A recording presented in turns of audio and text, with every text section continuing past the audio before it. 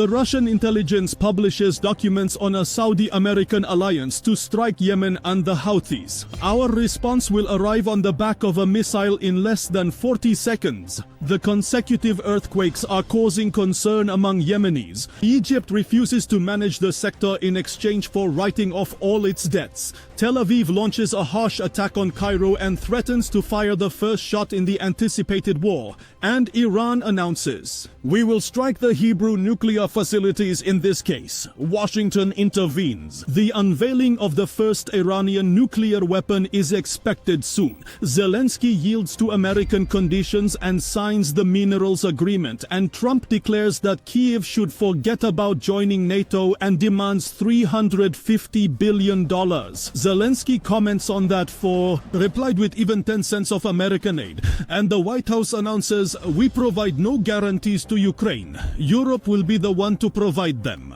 Maha, while Washington ignites the anger of Canada and Mexico with this historic decision. The situation is getting out of control. The calm before the storm is the title of the current phase in the Red Sea, where the barrier of calm is broken and Yemeni threats repeatedly return to war once more.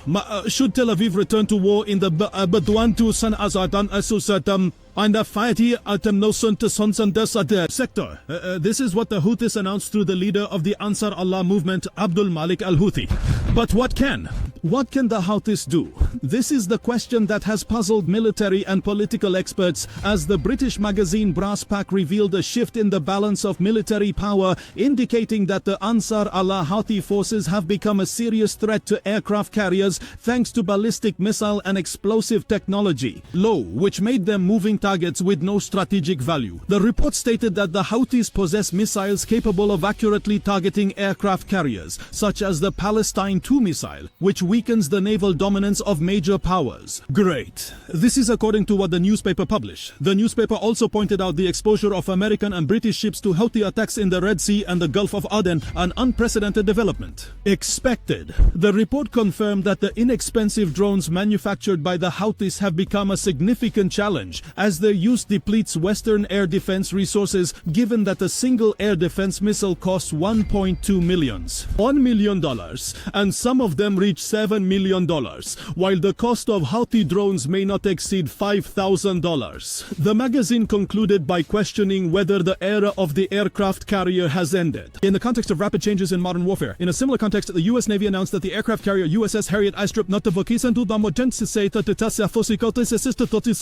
it completed a series of emergency repairs following its collision with a commercial ship flying the Panamanian flag near the Suez Canal on the 12th of February of this year. The Navy clarified that the carrier has returned to the eastern Mediterranean Sea, the average, without specifying whether it will head soon towards the Middle East or not. In another context, the House of Representatives in Sana'a accused the coalition forces led by Saudi Arabia and the UAE of responsibility about the destruction of infrastructure and service facilities in Yemen, demanding the government of Sana'a to move to file a compensation case with the United Nations and organizations. A human rights advocate for rebuilding what Saudi Arabia and the UAE destroyed in their war on Yemen. The council also confirmed that the Saudi Emirati coalition has violated international law and called for pressure on the international community to compel the coalition to rebuild and compensate for human and material losses. On the other hand, Saudi Defense Minister Khalid bin Salman and Ambassador Mohammed Al-Jaber held a meeting with U.S. Defense Secretary Pete Hegseth,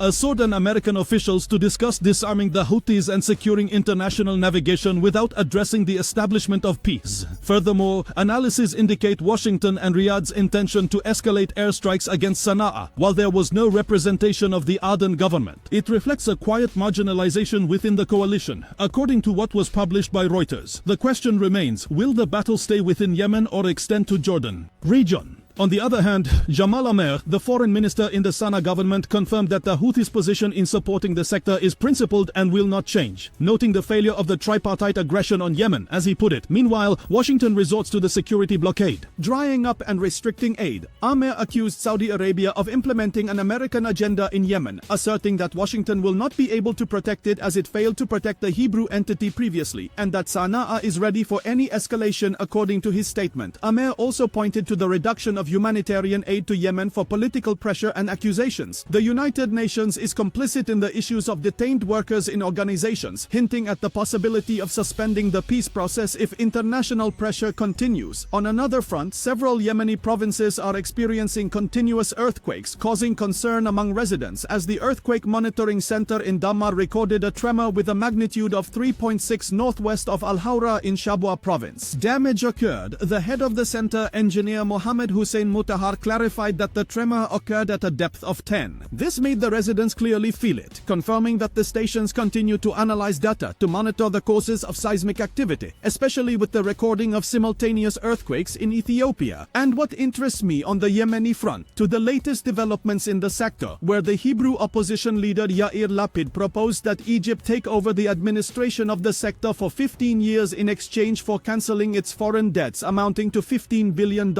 This was during a speech he delivered in Washington. In contrast, Egypt affirmed its rejection of any proposal regarding the sector that circumvents its national and Arab principles. The spokesman for the Egyptian Ministry of Foreign Affairs, Tamim Khalaf, said that any proposal that exceeds the basic demands for Tel Aviv's withdrawal from the occupied territories and the establishment of an independent Palestinian state is rejected and unacceptable, considering them merely partial solutions that reignite the conflict instead of ending it, according to his statement. On his part, former Hebrew intelligence officer Eli Decker launched a sharp attack on Egypt following its rejection of opposition leader Yair Lapid's proposal regarding its management of the sector. Decker accused Cairo in fiery statements of trampling on the peace agreement since 1979, warning, granting it a strategic advantage that brings the gun 60 kilometers closer to Tel Aviv is tantamount to suicide. He also considered that the idea of cancelling Egypt's external debt, which he estimates at $75 billion, is a gift that even the United States cannot offer,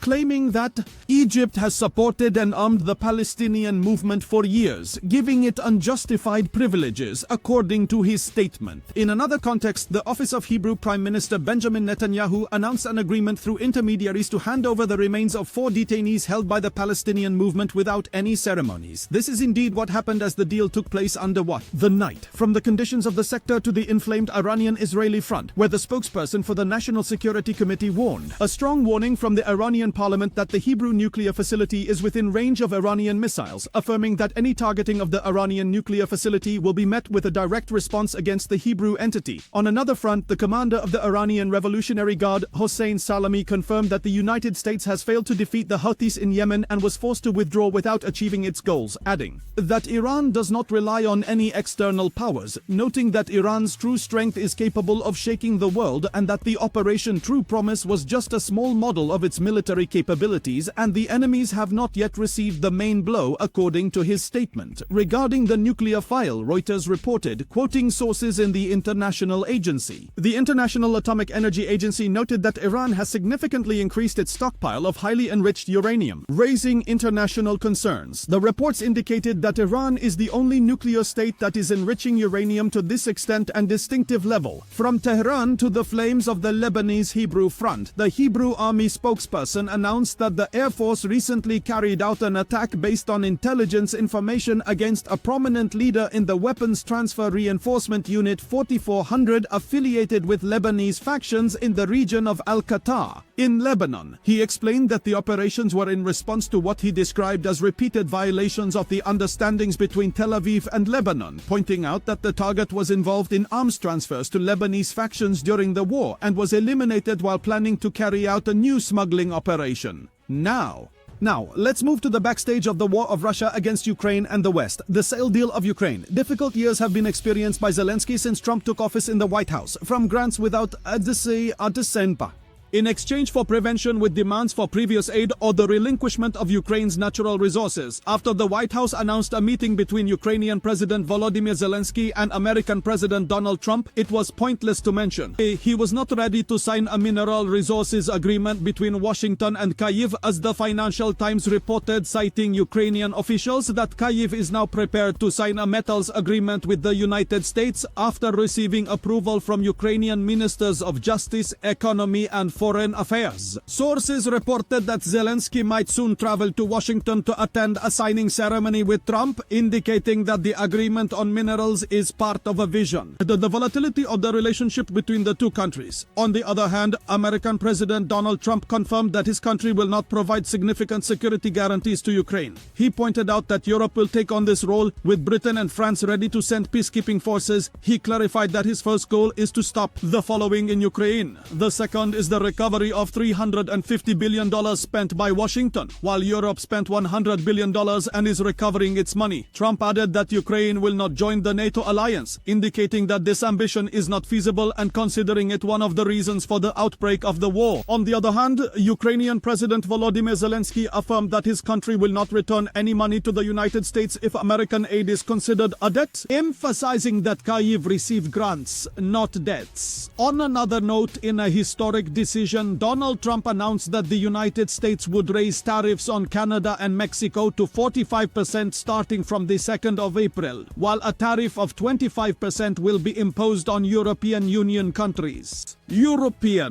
Trump pointed out that Canada economically relies on the United States by 95%, while Washington's reliance on it does not exceed 4%, which justifies the decision according to his